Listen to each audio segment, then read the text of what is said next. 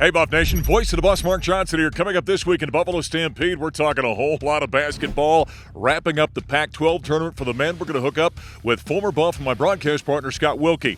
Getting ready for the postseason, the women heading to the NCAA tournament, the men in the NIT, and also we're going to meet the new defensive coordinator for Coach Prime's football staff just ahead of spring ball, Charles Kelly. All this week on the Buffalo Stampede.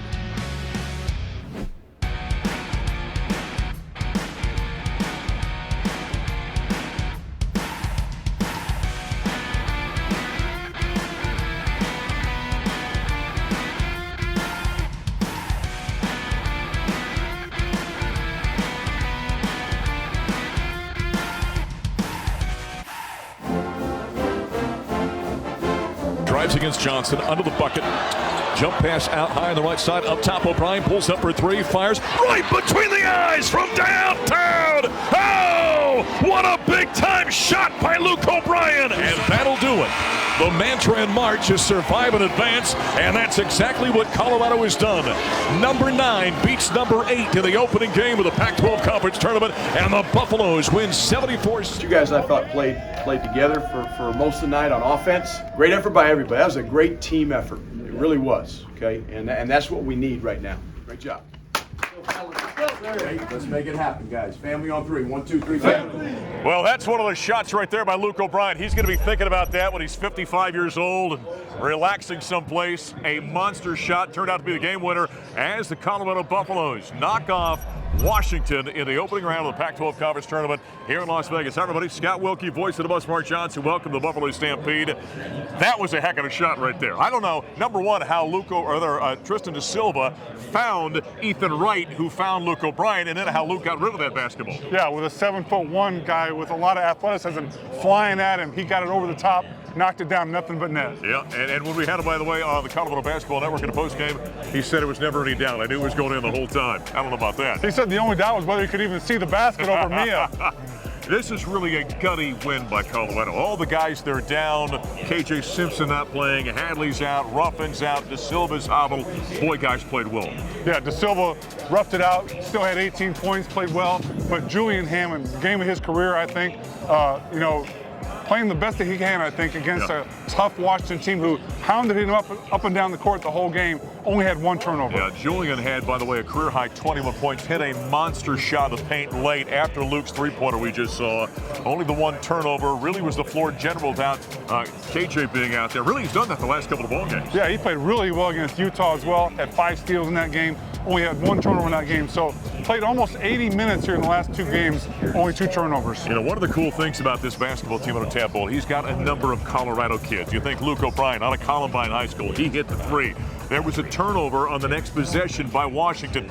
Nate Clifford out of Colorado Springs, he got the steal. Then Julian hit the bucket. Boy, it was a good day if you're a Colorado kid. Yeah, and I'm going to throw Lawson Lover in there as an almost Colorado kid. Up in Cheyenne, just 60 miles from Boulder. He had a great game as well. Yeah, he outplayed Braxton Mee at 9 points and 5 rebounds. Played very, very well against the big fella for Washington as the Buffs move on to the quarterfinals of the Pac-12 Conference Tournament. And we heard from Tad Boyle after the game.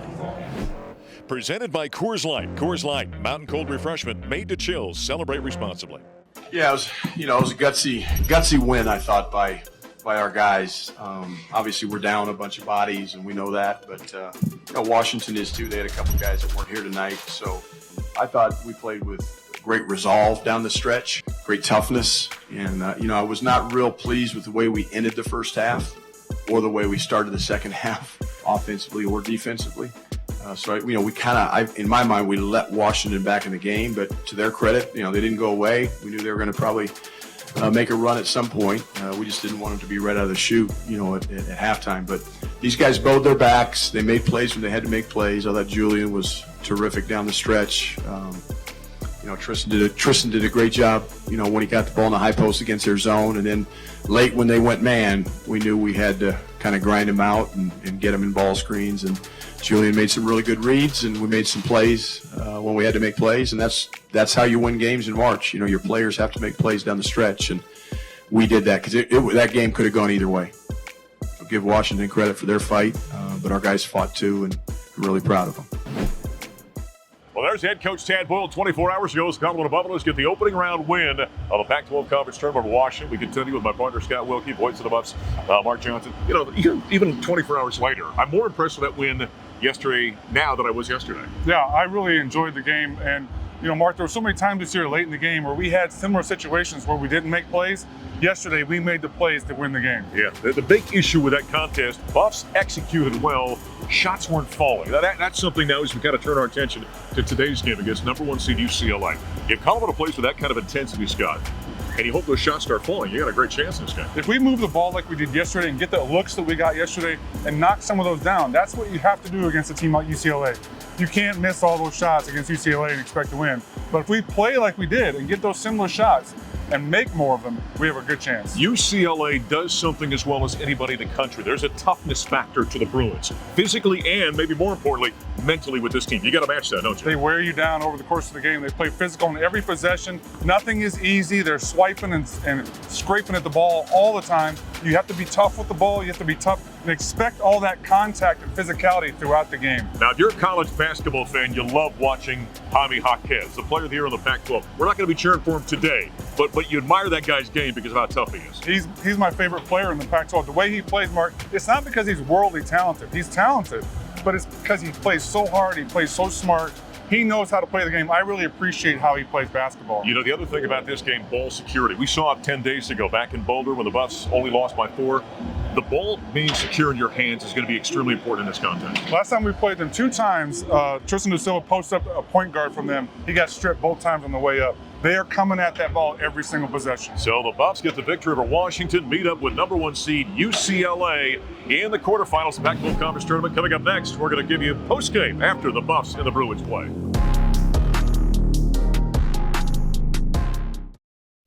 Philippe Voracek with the finish in sight. A little bit of a mishap there. Leading off speed, getting late and farther down the rise line. Let's go to the clocks now. Will it be enough? It is enough. Ladies and gentlemen, your NCAA Giant Slalom champion, Philippe Voracek. Well, there's one of our great Buff skiers, Philippe Voracek, winning the Giant Slalom out of Lake Placid, NCAA champion.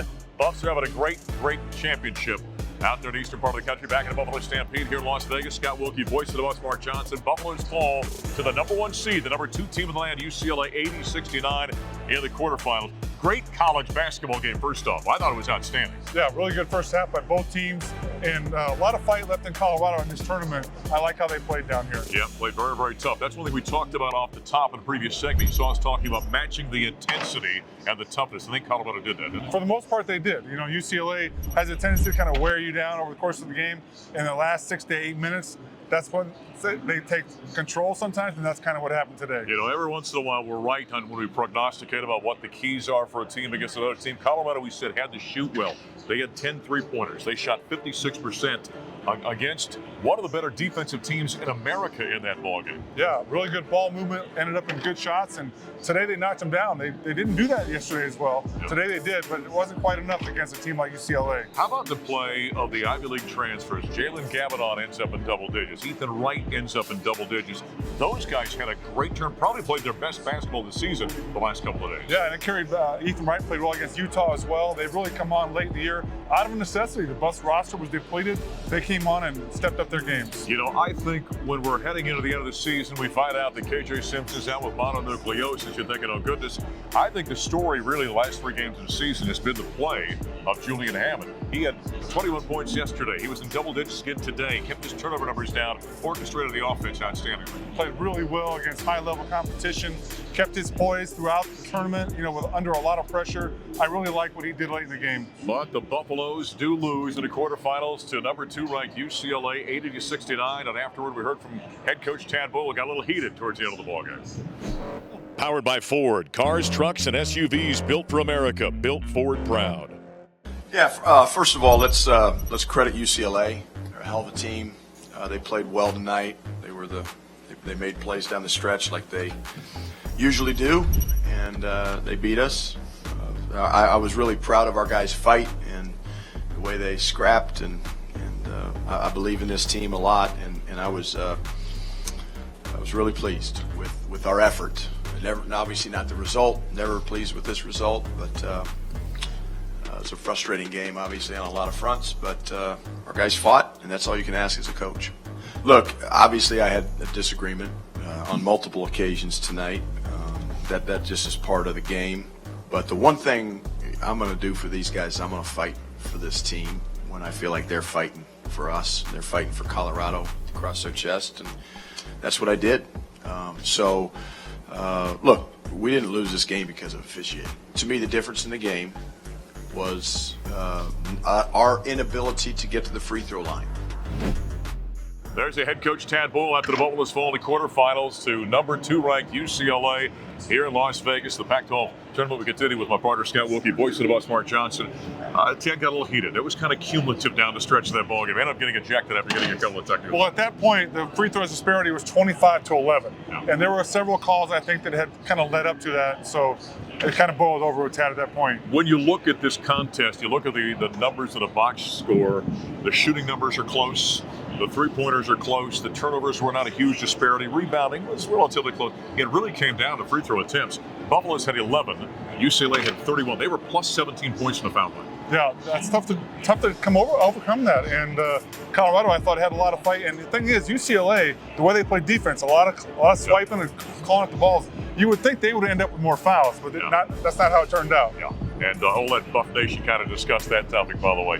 Hey, you were a big guy when you played college. Well, he's still a big guy, by the way. But when you played that position, give us your thoughts on Lawson Lovering and how he's come along this season. He's getting better. We're seeing more and more glimpses of that kind of ability to finish and play better against tougher competition.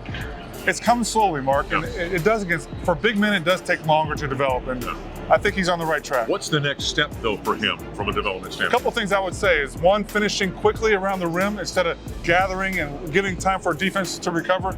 The other is to be more consistent free throw line shooting and that little free throw line jumper that we want him to be able to develop. Yeah, boy, if he can hit that 12, 14, 15-foot jump shot, that would add a lot to it in his offensive game. That's Scott Wilkie, voice of the boss Mark Johnson, who's wrapping things up here in Las Vegas. Up next, the women are going to be in the NCAA tournament. We'll talk women's hoops coming up next.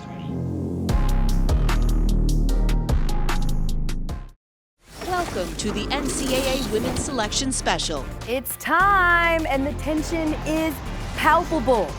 Right, we check in now on your 6-11 matchup in the Seattle 4 region. 6-seeded Colorado Buffaloes will take on number 11 Middle Tennessee. So we take a look there at Colorado. The Buffaloes, 23 wins. It's always good to see your name get called. I think this program, how far we've come since my freshman year, I'm just so excited for this team. I'm so happy for this team. It's well deserved, and I'm excited to get out there. Last year, we went in there. We didn't really know what to expect. Nobody on this team had been to the tournament. But I think having that experience now, a sense of settledness, a sense of at the end of the day, you just got to go out there and handle your business, and that's our plan. So I don't know much about Middle Tennessee. They're in Conference USA, which I know the college that's in my hometown is in UAB. But other than that, I don't know much. I know they won that conference, I'm assuming. But yeah, it'll be a good matchup. I mean, at this point, every one of those 68 teams are good. So you just got to go out there and play your game. Well, there's the Buffs MVP, Jalen Sherrod, and the CU women in the NCAA tournament back at the Stampede. Voice of the Buffs, Mark Johnson. You know, we knew the women were going to be in the big dance. That was not a question, but it's always a big moment when your name pops up on the screen and you get to see where you're heading. The Buffs, the number 6 seed, they'll take on number 11 seed, Middle Tennessee State, down in North Carolina. Of course, this is the third year in a row the Buffs have been in the postseason. 2 years ago in the WNIT, back-to-back NCAA tournament appearances for the CU women after a great campaign. And when the announcement came down on Sunday night, we heard from head coach J.R. Payne. Yeah, I mean, just excited to see our name pop up. You know, we've worked really hard to have our name called on Selection Sunday, and so just excited. You know, really for me, I just want to get to work. Like, I just want to go start working on the scouting report and try to learn, you know, more about Middle Tennessee and what they do and what we need to do to get better and get ready. I think the most important thing is that we shut out all the noise. You know, no one's going to turn their phone off, but shut out the noise. Really try to focus on what got us to this point. You know, what helps this team be successful? What do we need to do from, you know, just an energy and focal standpoint moving forward and getting ready? Yeah, I mean, to have 7 teams in the Pac-12 conference going to the NCAA tournament is great, and totally expected. We know how deep our conference is. We know that every single team that plays in this league is worthy of postseason play. So really happy for everyone that's made it. Excited to watch them and support them and cheer them on as they, play in the NCAA tournament. I think our conference does a great job of supporting each other and cheering for each other this time of year. Yeah, so coming off last year's team, when we had a really successful season, first 22-win team in almost 10 years, we graduated some important pieces, 3 multi-year starters, and a lot of people thought that, Colorado might fall off a little bit, but we really believed in who we had coming back, who we were adding to our team. We knew that we would have a lot of balance in this year's team, which we've proven, for many, many months now, that we have a lot of different weapons that can score and defend and keep us in games. So we're excited to see what we can continue to do throughout the rest of the season. Well, it's great to see the CU women's basketball team back in the NCAA tournament for the second year in a row. The 6-seeded Buffaloes taking on 11-seed Middle Tennessee State down in North Carolina this weekend. Good luck to J.R. Payne and company. As for the men, they're in the postseason as well. They're taking on Seton Hall out of the Big East. Had an 18-15 regular season, finished up 7th in the Big East during the regular campaign, and they'll be in Boulder for a game against the Buffaloes in the opening round of the National Invitation Tournament. We'll have highlights of that one coming up next week here in the Stampede. Coming up next in the program, we're going to meet the new defensive coordinator for Coach Price's football team, Charles Kelly. That comes your way next.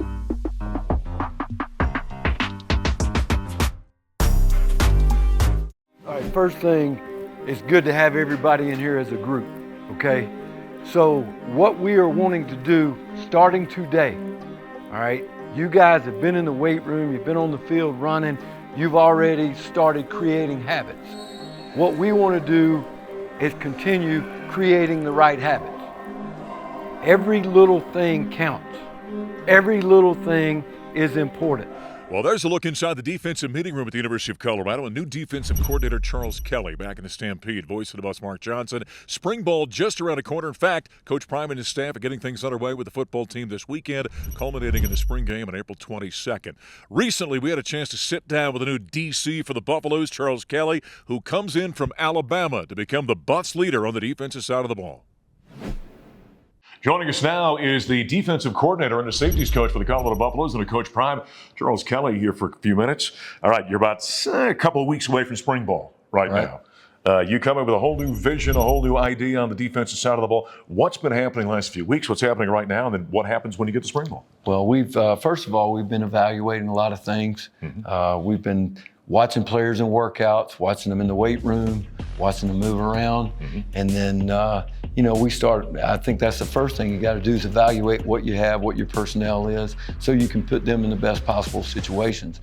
Now, as far as what we want to do, we've been working as a coaching staff, looking at what style of defense we're going to be, what our identity is going to be. And, identity is a lot more about how you play than what you do on defense. So the first thing we got to get our guys doing is how we're going to do things. And, we want to be big, we want to be fast, we want to be physical, we want to be aggressive. We don't want to sit back and catch people. We want to do those things. So we're trying to create situations where we do that with those players. You just said something that's kind of interesting to me. You said we're evaluating them to see what works for them. Right.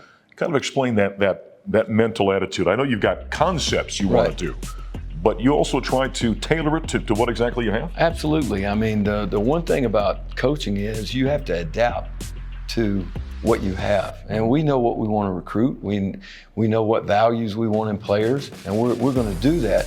But at the same time, you want to make sure when you're doing things defensively that you do things that, fit the players. And that's one of the big parts of the evaluation piece. Charles, what is the value of, at this point, mental reps these guys are taking? What's the value of that compared to when you get to spring ball and they're actually executing things in the field? Well, I think the mental thing, there's 3 things that you look for or that we do in coaching. We want to teach them what to do, number 1. We want to teach them how to do it, number 2. And we want to teach them why it's important to do it that way. Because if they understand the why, right, then they're gonna work at it more. Yeah. So what we're trying to do is teach them what to do right now, and then they get more reps of it as we have time to work with them on the field. We teach them how to do it. So those mental reps, you see it over and over and over, then it becomes habit.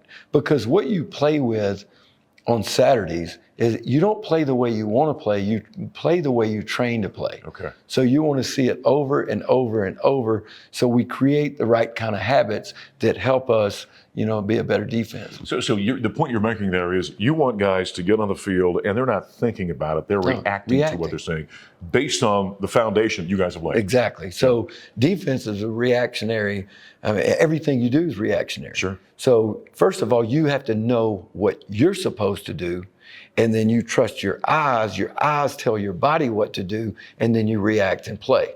If you're trying to think too much, it slows you down. We don't want to create anxiety for our players. Anxiety slows you down. So what we want to be able to do is, hey, I know what I'm supposed to do. I know what I'm supposed to look at.